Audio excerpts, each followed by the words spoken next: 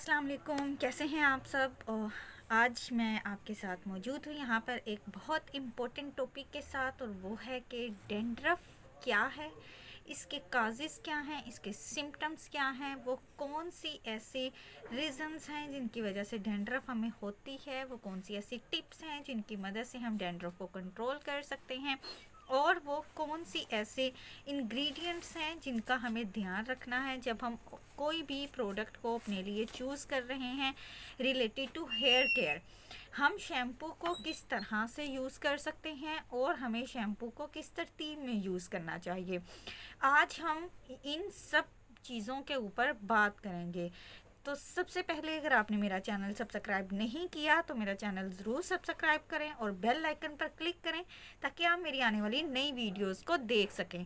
तो अब हम बात करते हैं सबसे पहले डैंड्रफ के बारे में कि डैंड्रफ है क्या। डैंड्रफ एक कॉमन कंडीशन है जो कि हमारी स्कैल्प पर फ्लैक्स की सूरत में आती है।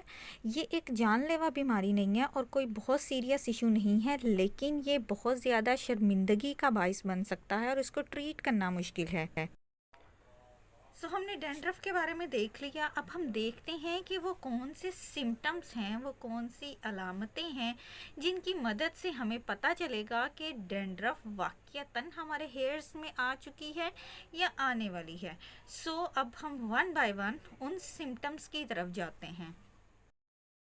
हमारे हेयर्स पर स्किन फ्लैक्स आने लग जाते हैं, हमारे हेयर्स पर, आईब्रोज पर, बियर्ड पर, हमारी मूंछों पर या शोल्डर्स वगैरह पर हमें ये फील होते हैं। इसके अलावा ये एक बहुत ही अजीब किस्म के हमारी स्किन पर लेयर बना देते हैं। आपको इची स्कैल्प फील होते हैं, आपको लगता है कि आपके सर में बहुत शदीद किस्म की खारिश हो रही है और ये इचीनेस बहुत ज़्यादा क्रिएट कर देते हैं। अगर आप इनको कंट्रोल नहीं करते, स्ट्रेस बहुत ज़्यादा लेते हैं, तो ये बीमारी बहुत स्वेयर भी हो सकती है, ये कंडीशन स्वेयर हो सकती है आपके हेयर्स में। इसके अलावा जैसे जैसे ड्राई सीज़न या सीज़न हमारा चेंज होता है तो भी आपके हेयर्स में dandruff. After symptoms we forward to causes के वो कौन से रीज़न्स हैं, वो कौन सी वजूहात हैं जिनकी वजह से डैंड्रफ हमारे हेयर्स में आता है। वन बाय वन हम अब इन काजिस को डिस्कस करेंगे ताकि हमारे लिए आसानी हो डैंड्रफ को टैकल करने में। इरिटेटेड एंड ऑयली स्किन भी हमारे पास डैंड्रफ की एक बहुत बड़ी वजह है। जिनकी इरिटेटेड स्किन है उनमें डैंड्रफ हो सकती है। वो लोग जो अपने बालों में शैम्पू नहीं करते प्रॉपरली या ठीक टाइम पर नहीं करते। इसके अलावा वो लोग जो कि मेलसीजिया के मरीज़ हैं उनके बालों में भी डैंड्रफ हो सकती है। ये एक ऐसी बीमारी है जो कि घरों में आम होती है। जिनके स्कैल्प बहुत ज़्यादा ड्राई रहते हैं उनमें भी डैंड्रफ हो सकती है। इसके अलावा ऐसी प्रोडक्ट्स जो कि हमारी सेंसिटिव स्किन को नहीं सूट करें डैंड्रफ की वजह हैं। एक्जिमा जैसी बीमारियां भी डैंड्रफ का बाइस बनती हैं जो कि मुख्तलिफ़ तरह के स्किन केयर की कंडीशंस में आ जाती हैं। डिप्रेशन, वो लोग जो बहुत ज़्यादा डिप्रेशन लेते हैं डैंड्रफ की एक बहुत बड़ी वजह बनते हैं। आपका ईटिंग डिसऑर्डर भी बहुत ज़्यादा मैटर करता है आपके हेयर्स में डैंड्रफ के आने की। जब आप ठीक नहीं खाते तो आप डैंड्रफ की तरफ फॉरवर्ड कर जाते हैं। आपका इम्यून सिस्टम अगर कमज़ोर है तो डैंड्रफ ज़रूर आएगा। अगर आप अल्कोहलिक डिपेंडेंस हैं, अल्कोहल बहुत ज़्यादा यूज़ करते हैं तो डैंड्रफ आएगा। मोटापा भी डैंड्रफ की एक बहुत बड़ी वजह है। इसके अलावा मेडिकल कंडीशंस में मिर्गी की बीमारी जिन लोगों को होती है उनके हेयर्स में भी डैंड्रफ होती है। थकावट जो लोग महसूस करते हैं और आराम नहीं करते प्रॉपरली, दिमाग को सुकून नहीं देते, उनके हेयर्स में भी डैंड्रफ हो सकती है। इसके अलावा हार्मोनल फैक्टर्स मैटर करते हैं। हमारा हार्मोन्स का सिस्टम मैटर करता है। एज फैक्टर मैटर करता है। वो लोग जो कि टीनेजर्स हैं और मिड लाइफ तक की एज के लोगों में डैंड्रफ का इशू ज़्यादा होता है, इससे कम में कम होता है। अगर आप स्ट्रेस बहुत ज़्यादा लेते हैं तो भी आप डैंड्रफ की एक बहुत बड़ी वजह अपने लिए क्रिएट कर लेते हैं। इसके अलावा वो लोग जो अपने हेयर्स को प्रॉपरली कॉम्ब नहीं करते, टाइम पर कॉम्ब नहीं करते, वो भी डैंड्रफ को अपने बालों में दावत देते हैं क्योंकि हेयर कॉम्ब करना बहुत ज़रूरी है। विंटर में बहुत ज़्यादा टेम्परेचर का बढ़ जाना भी ड्राइनेस की तरफ स्कैल्प को ले जाता है और ये डैंड्रफ की रीज़न बनता है हेयर्स में।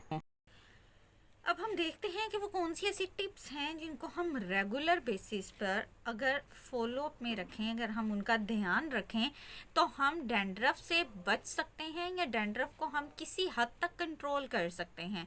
वन बाय वन अब हम इनकी तरफ जाते हैं। अगर आप स्ट्रेस को मैनेज कर लेते हैं तो आप बहुत हद तक डैंड्रफ पर कंट्रोल कर सकते हैं। इसके अलावा ऐसी प्रोडक्ट से अवॉइड करें जिनके अंदर हार्मफुल केमिकल्स ऐड हैं। ऐसे डिटर्जेंट और ऐसे प्रोडक्ट्स यूज़ करें जिनके अंदर हार्मफुल केमिकल्स नहीं ऐड हैं। रेगुलर बेसिस पर अपने हेयर्स को कॉम्ब करने से भी आप बहुत हद तक डैंड्रफ पर कंट्रोल कर सकते हैं, क्योंकि रेगुलर बेसिस पे कॉम्बिंग इज़ वेरी इंपॉर्टेंट। इसके अलावा पानी का बहुत ज़्यादा इस्तेमाल भी आपके हेयर्स को ड्राई नहीं होने देता। नीम गर्म पानी या गर्म पानी का इस्तेमाल कम करें अपने हेयर्स को वॉश करने के लिए। किसी भी मेडिकल कंडीशन की सूरत में डॉक्टर से ज़रूर कंसल्ट करें।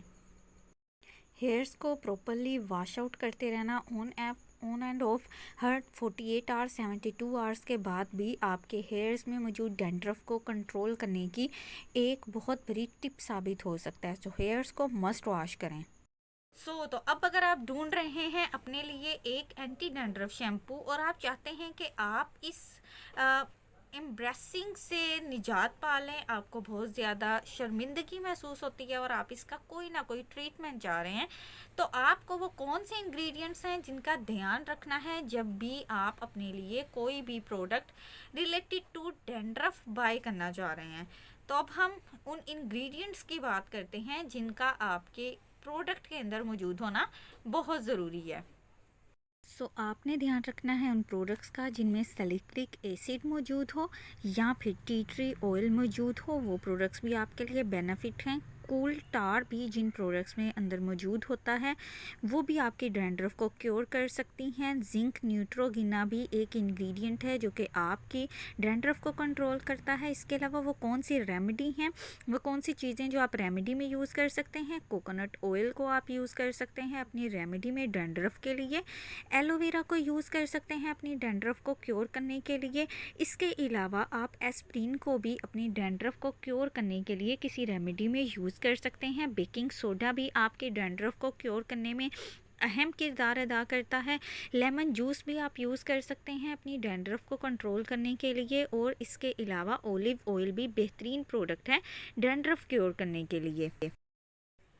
आप इस काबिल हो गए हैं कि अब आप अपने लिए एक बेहतरीन प्रोडक्ट को चूज़ कर सकते हैं। तो हम देखते हैं कि जो शैम्पू आपने चूज़ किया अपने लिए, अब आपने उसको यूज़ किस तरह से करना है, क्योंकि हम में से बहुत से लोग शैम्पू को सही तरीके से यूज़ नहीं करते और प्रोडक्ट का सही यूज़ ना होने की वजह से हमें उसके रिज़ल्ट्स नहीं मिलते। तो आज की इस सेशन में हम सीखेंगे कि हमने शैम्पू को यूज़ किस तरह से करना है। लेट्स सी कि हम शैम्पू को किस तरह से यूज़ कर सकते हैं। अपने हेयर्स में अपने स्कैल्प पर शैम्पू को अप्लाई करें और अच्छे से अप्लाई करने के बाद उसको तकरीबन 5 से 10 मिनट के लिए छोड़ दें। देन राइंस ऑफ कर लें। अच्छे से शैम्पू आपके बालों में नहीं रहना चाहिए वरना ख़तरनाक हो सकता है। वो लोग जो एशियन पीपल हैं, वाइट पीपल्स हैं, वो हफ्ते में 2 बार अपने बालों में मस्ट एंटी डैंड्रफ शैम्पू को यूज़ किया करें। इसके अलावा जो ब्लैक पीपल्स हैं वो हफ्ते में 1 बार यानी वीक में 1 टाइम वो अपने हेयर्स में डैंड्रफ कंट्रोल शैम्पू को मस्ट यूज़ करें। Thank you so very much कि आपने ये सेशन को अटेंड किया। होप्स हो कि आपको इससे कुछ ना कुछ ज़रूर नया सीखने को मिला होगा। आपको डैंड्रफ से रिलेटेड, उसके काजेज़, उसके टिप्स और सिम्टम्स से रिलेटेड बहुत कुछ पता चला। आपको आसानी हुई कि आप अपनी डैंड्रफ को किस तरह से कंट्रोल कर सकते हैं। मुझे कमेंट सेक्शन में ज़रूर बताइएगा। मेरी वीडियो को ज़्यादा से ज़्यादा लाइक करें, शेयर करें, चैनल को सब्सक्राइब करें ताकि आप मेरी आने वाली नई वीडियो से आगाह रह सकें। अपना और सबका बहुत सा ख्याल रखिएगा, दुआ में याद रखिएगा। अल्लाह हाफिज़, बाय बाय।